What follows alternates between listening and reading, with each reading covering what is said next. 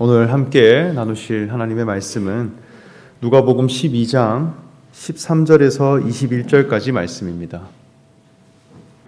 누가복음 12장 13절에서 21절까지 말씀입니다. 우리 다 함께 합독하도록 하겠습니다.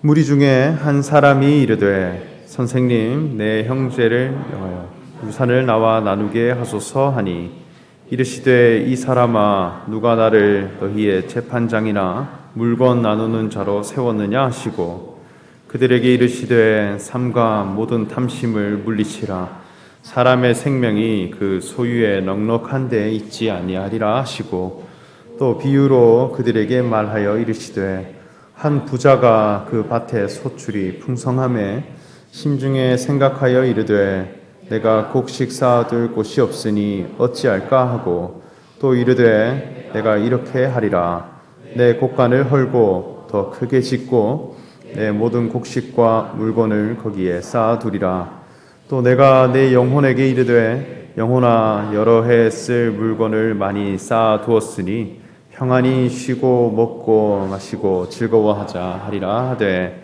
하나님은 이르시되 어리석은 자여 내 영혼을 도로 찾으리니 그러면 내 준비한 것이 누구의 것이 되겠느냐 하셨으니 자기를 위하여 재물을 쌓아두고 하나님께 대하여 부요하지 못한 자가 이와 같으리라.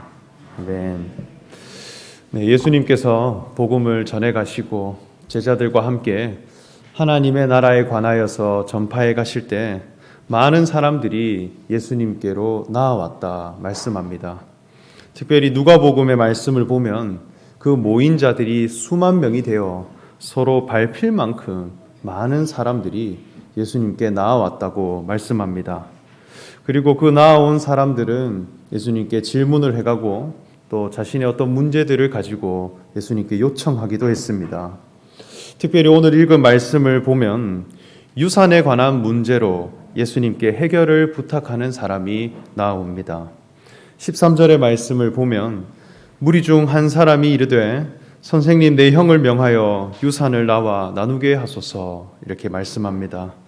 여기에 선생님이라 이렇게 표현하는데 선생님이라 하는 말은 다른 말로 랍비라고 부릅니다. 이스라엘 백성들에게 있어서 이 랍비라는 사람들은 백성들에게 성경을 가르치고 또 율법을 교육시키고 또 하나님 앞에 어떻게 신앙생활을 해가야 되는지 이것을 교육하는 생활 지도에 관한 사람이었고 동시에 사람들 사이에 일어나는 민사상의 문제들 또 아니면 재산에 관한 분쟁들도 해결해주고 또 조언해주는 사람들이었습니다. 그래서 예수님의 말씀을 듣고 보니 이런 문제들을 해결해 줄 수 있는 사람으로 보였고 또 그것을 요청하는 사람이라 할 수 있겠습니다.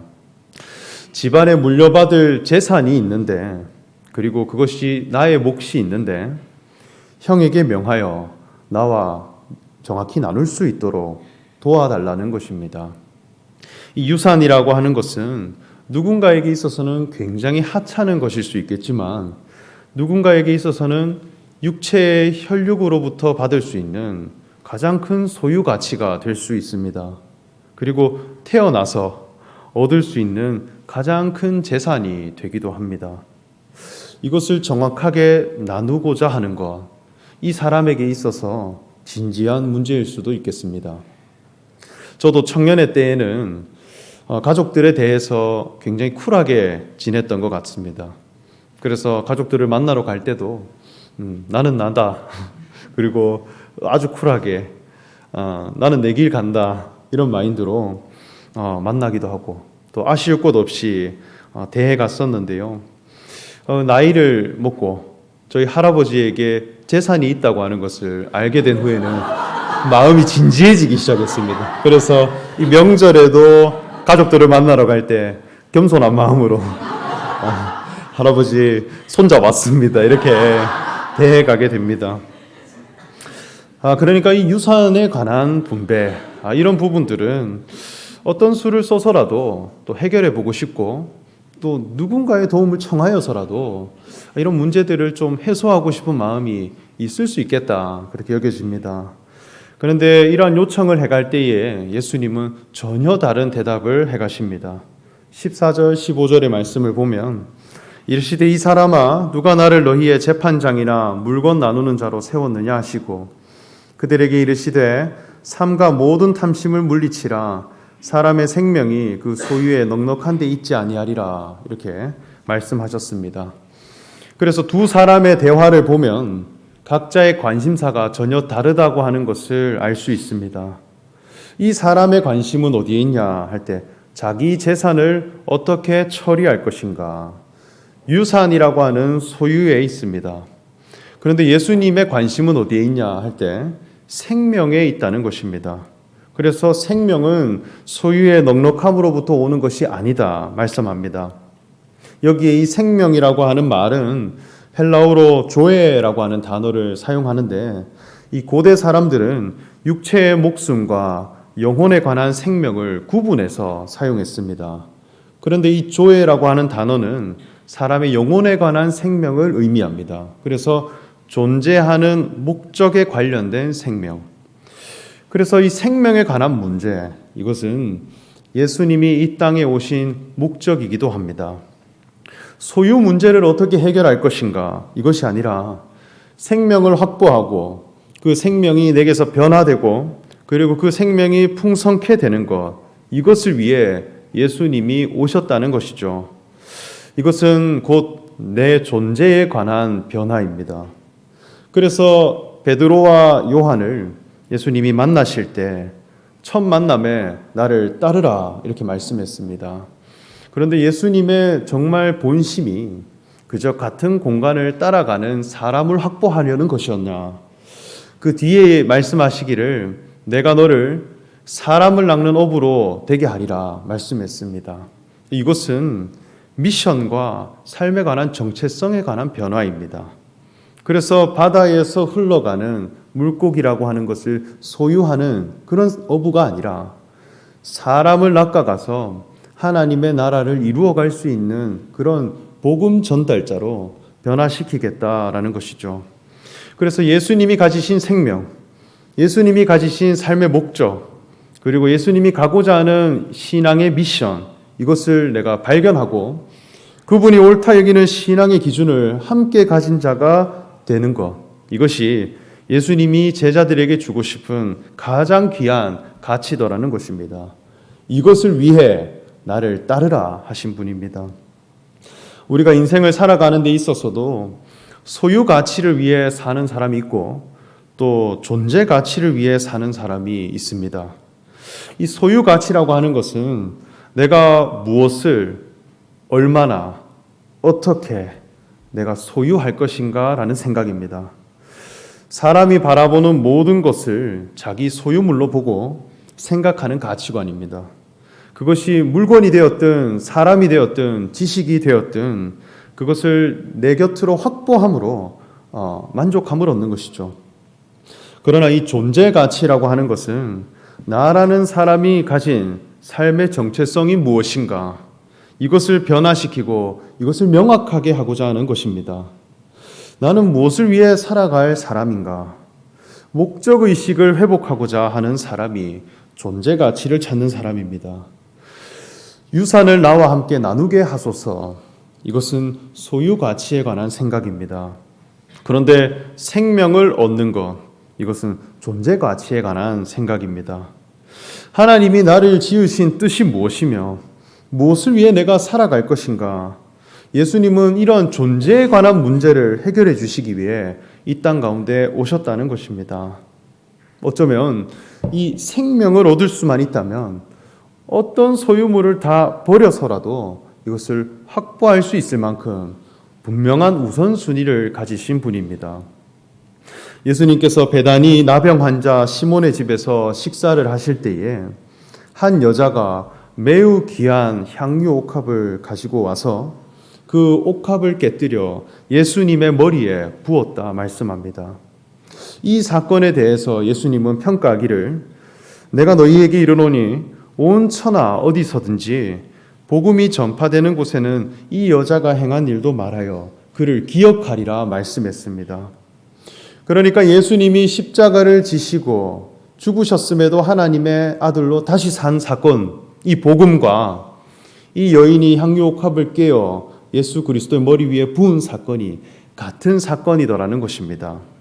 이것은 그리스도가 드러나기 위해, 그리스도가 풍성케 되기 위해, 그리스도라고 하는 한 존재가 드러나게 하기 위해 모든 소유를 버릴 수 있는 것, 이것이 예수님이 걸어가신 길이더라는 것이죠.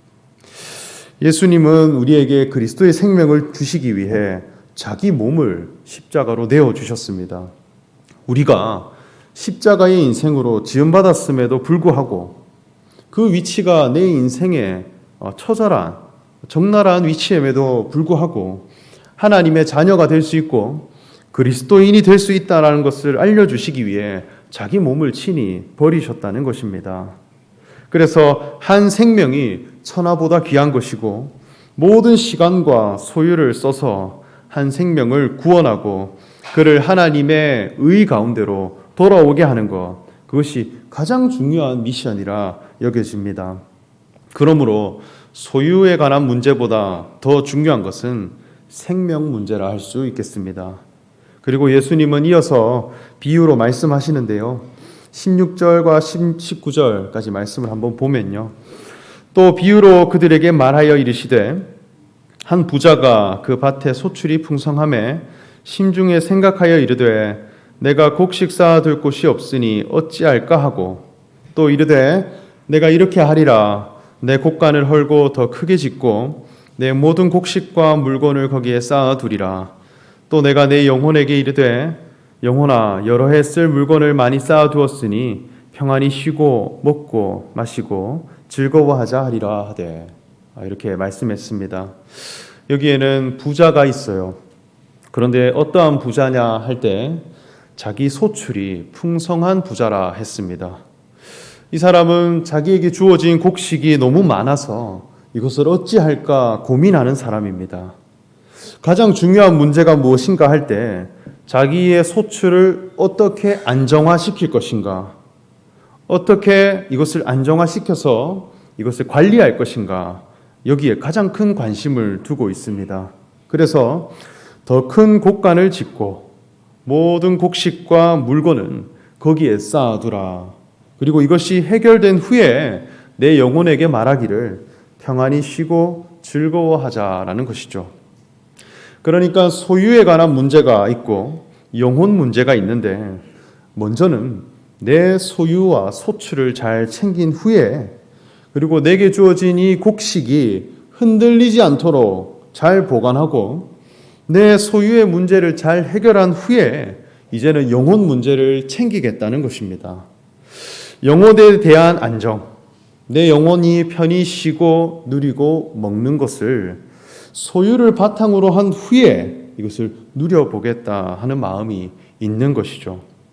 그러니까 재산을 안정시키는 것, 이것이 이 사람에게 있어서 가장 중요한 우선순위라 할 수 있겠습니다. 그러나 이어서 말씀하기를 하나님은 이르시되 어리석은 자여 오늘 밤에 내 영혼을 도로 찾으리니 그러면 내 준비한 것이 누구의 것이 되겠느냐 하셨으니 자기를 위하여 재물을 쌓아두고 하나님께 대하여 부요하지 못한 자가 이와 같으리라 말씀합니다.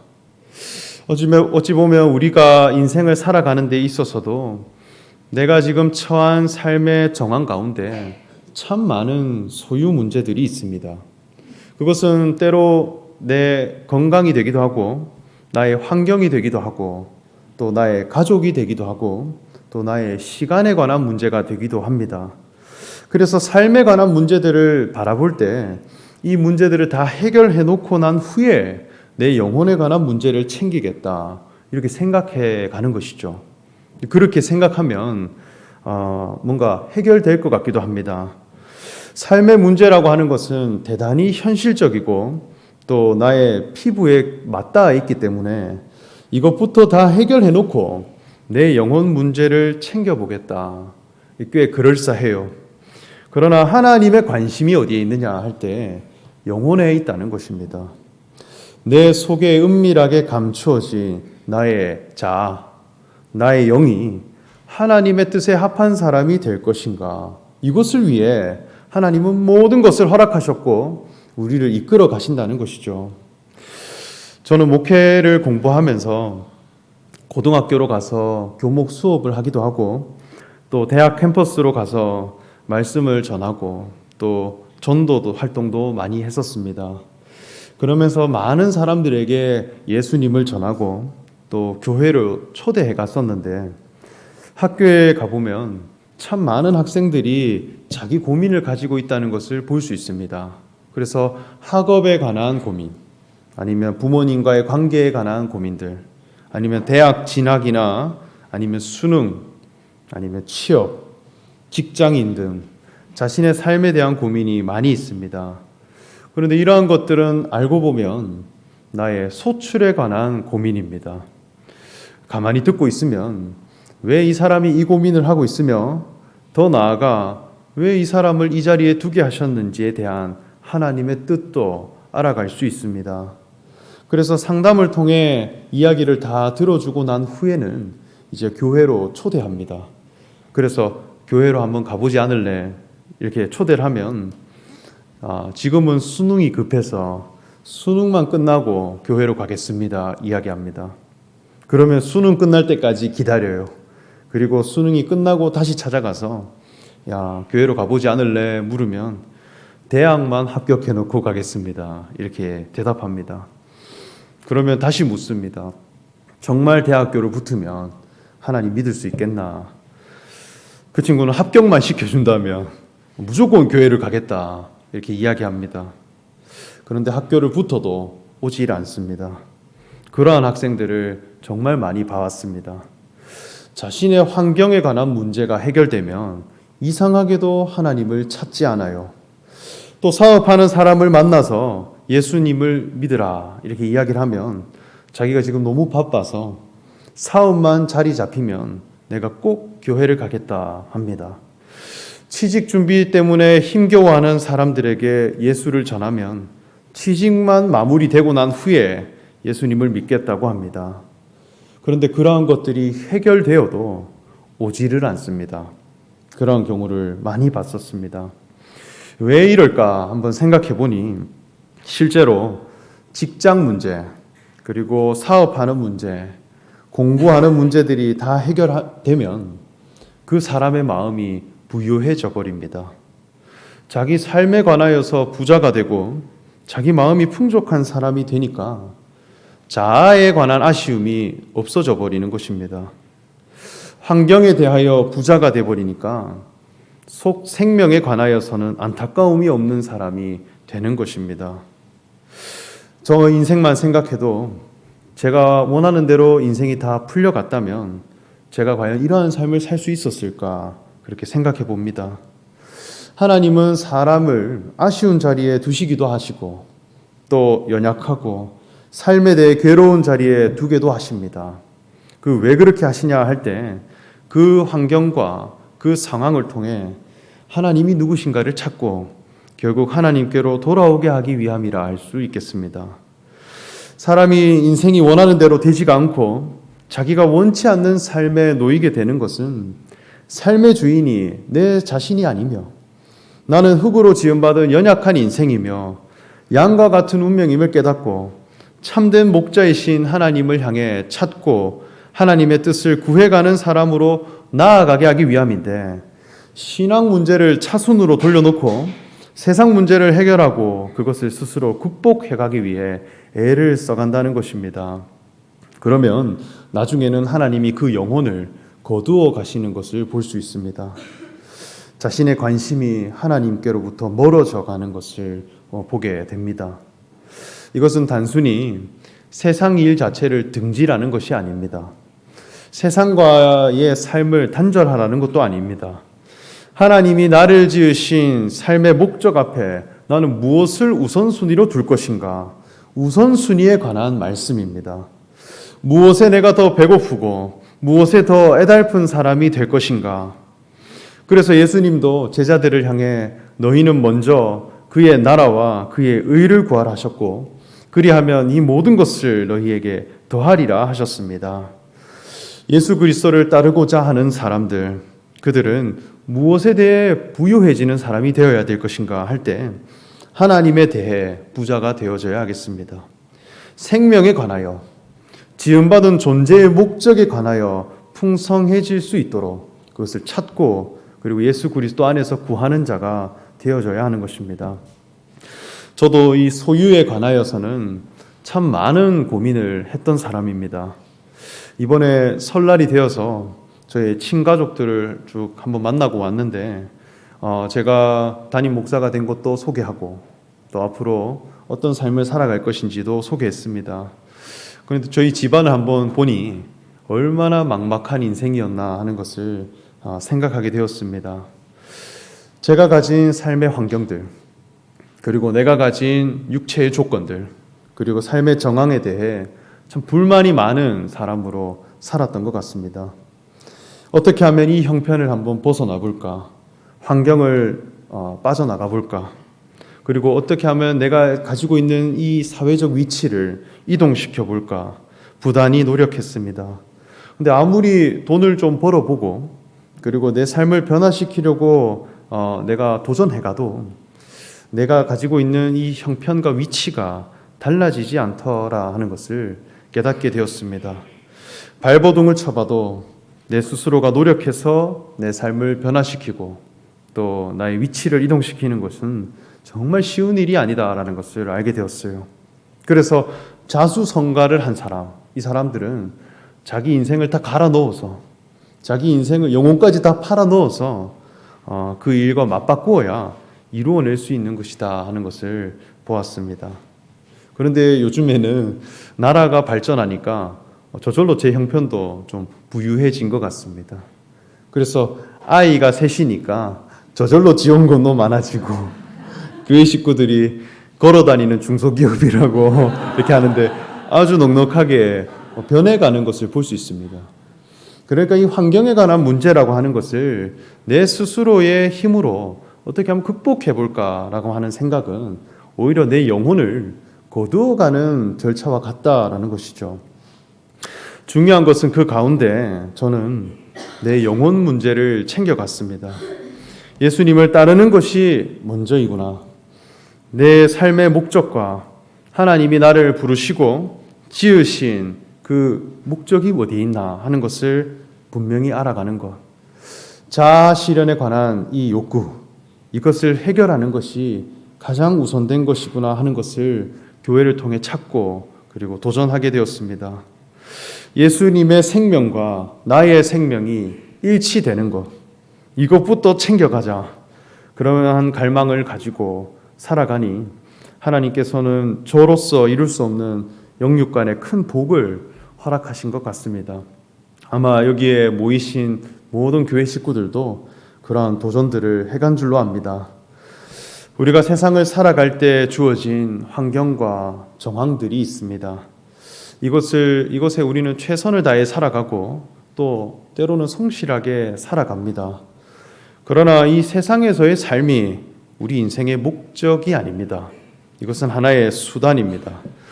세상 사람들은 이것 자체가 목적이기 때문에 이것으로 고민하고 소유 가치로 인해 괴로워하고 비교하는 삶을 살아갑니다. 그러나 우리는 하나님의 말씀과 하나님의 뜻이 내게서 이루어짐으로 말미암아 내가 복의 근원이 되고 내가 복의 통로가 되는 사람이 되는 것, 이것이 우리의 삶의 가장 중요한 목적이라 할 수 있겠습니다. 예수님의 관심 역시 마찬가지입니다. 예수님은 생명의 길을 걸어가신 분입니다.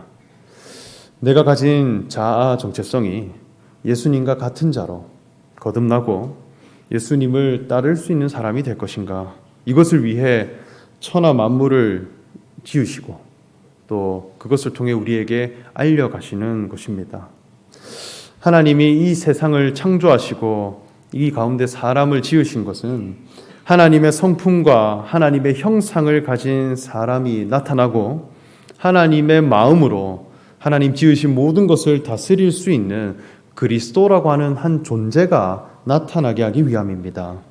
그래서 로마서 8장 19절의 말씀을 보면 피조물이 고대하는 바는 하나님의 아들들이 나타나게 하기 위함이라 말씀합니다. 하나님의 관심은 그저 피조물 자체에 있는 것도 아니고 세상에 어떤 위대함이 이루어지는 것도 아니고 어떤 소유 가치도 아닌 아들이라고 하는 생명을 가진 존재가 나타나는 것입니다. 아버지의 관심은 자녀이지 물건이나 소유에 있지 않다는 것입니다. 그래서 아버지가 자녀를 낳게 되면 자신의 집을 모두 그 자녀가 자라가기 적합한 곳으로 새롭게 환경을 조성합니다. 그래서 집을 꾸며가는 곳을 보면 그 안에 수많은 버림과 그리고 창조가 일어나는 것이죠. 집을 깨끗이 청소하고 또 설거지도 해놓고 아기 침대도 사놓고 젖병 소독기도 사놓고 가습기도 놓고 그리고 옷장도 준비하고 기저귀와 보행기와 분유를 몇 박스씩 사놓는 등 온갖 소유를 가지고 그것을 환경을 조성합니다. 그런데 아버지의 관심은 어디에 있냐 할 때 생명입니다. 이 생명 때문에 모든 것을 조성한 거예요. 그리고 자녀를 살리고 아버지를 닮은 생명으로 자라가게 하기 위해 이 물건을 다 준비했다는 것입니다. 그래서 이 물건을 누리는 것은 자녀이지만 사실 아버지의 관심은 생명이 있습니다. 이 존재가 더 중요하다는 것입니다. 그런데 아이가 자라다가 아버지에 대해서 아쉬워하지 않는다. 아버지에 대해서 교만한 마음을 가지고 있다. 그러면 모든 것을 다 통제할 수도 있는 분입니다. 돌아오게 하기 위함입니다. 아이가 커서 아기 침대 때문에 다치게 되었다. 바로 없애버릴 수 있는 사람입니다. 그 생명에 해가 될 때는 과감하게 버릴 수 있는 사람입니다. 왜냐하면 생명에 관심을 두고 있기 때문입니다. 아버지의 기대라고 하는 것은 아버지를 닮은 자녀가 이 가운데 나타나게 하기 위함입니다. 그래서 아버지의 생명을 표현하며 살아가는 자녀가 나타나는 것, 이것을 위해 모든 소유들을 주시기도 하고 거두시기도 하더라는 것입니다. 그러므로 우리는 하나님의 관심과 예수 그리스도의 관심에 우리의 삶의 포커스가 맞춰져야 할 것입니다. 우리의 보물은 땅에 쌓아두는 것이 아니라 하늘에 쌓아두는 것이라 이렇게 말씀했죠. 하나님이 내게 주신 그리스도의 생명, 이것은 우리 인생의 가장 큰 보물과 같은 것입니다. 이것은 절대로 내게서 뺏어가려고 해도 빼앗을 수 없는 그런 가장 귀한 존재 가치입니다. 하나님께 대하여 부요한 자가 되고 그리고 하나님께 대해 부요한 자가 된다는 것은 내 삶의 모든 관심 자체가 하나님의 의에 맞춰져 있는 사람입니다. 하나님 이야기만 나오면 눈이 돌아가는 사람이 되는 것입니다. 이것이 가장 즐겁고 하나님의 뜻이 무엇인가를 이야기할 때 그것이 가장 기쁘고 그리고 하나님 다른 것은 모르겠는데 하나님의 의에 대해 이야기를 하자 하면 자신감이 생기고 할 말이 넘쳐나는 사람이 되는 것입니다. 어떤 사람에게 다 퍼주어도 남을 만큼 하나님의 성품과 하나님의 공의에 가득 찬 사람이 되는 것입니다. 생명은 소유의 넉넉함에 있지 않는 것이다. 예수님이 말씀했습니다. 생명을 추구하는 사람은 하나님의 품성이 내 안에서 발현되어지기를 간구하는 사람입니다. 그 길을 먼저 걸어가신 예수님을 우리가 믿음으로 우리도 동일한 그 신앙의 정체성을 가지고 우리도 동일한 삶의 관심을 가지고 그것으로 올인해 갈 수 있는 그런 저와 여러분 되시기를 간절히 소망합니다. 함께 기도하겠습니다. 하나님 감사합니다.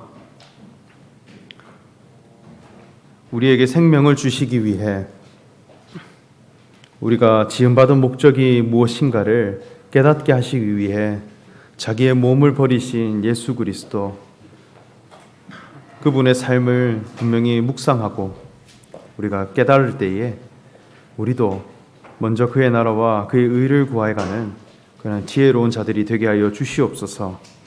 하나님이 허락하신 모든 삶과 정황을 통하여서 하나님이 사람을 지으신 목적 되신 그리스도를 늘 찾는 자가 되기를 원합니다.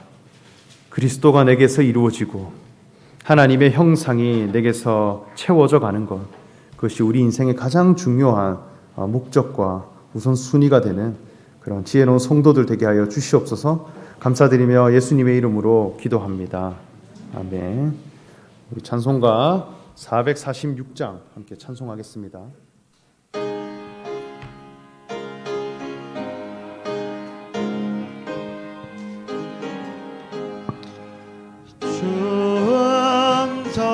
성회에는 참 기쁨 없도다. 날 사랑하심 주 늘 계시옵소서. 기쁘고 기쁘도다. 항상 기쁘도다. 나 주께 왔사오니 복주 없소서. 나 주께 왔으니 복 주시옵소서. 주 함께 계시면 근심검이기네. 기쁘고 기쁘도다. 항상 기쁘도다. 나 주께 왔사오니 복주 없소서. 주 떠나가시며 내 생명 헛되네. 나그나 슬플 때 늘 계시옵소서. 기쁘고 기쁘도다. 항상 기쁘도다. 나 주께 왔사오니 복주 없소서. 그 귀한 언약을 이루어 주시고 주 명령 따를 때 늘 계시옵소서. 기쁘고 기쁘도다. 항상 기쁘도다. 나 주께 왔사오니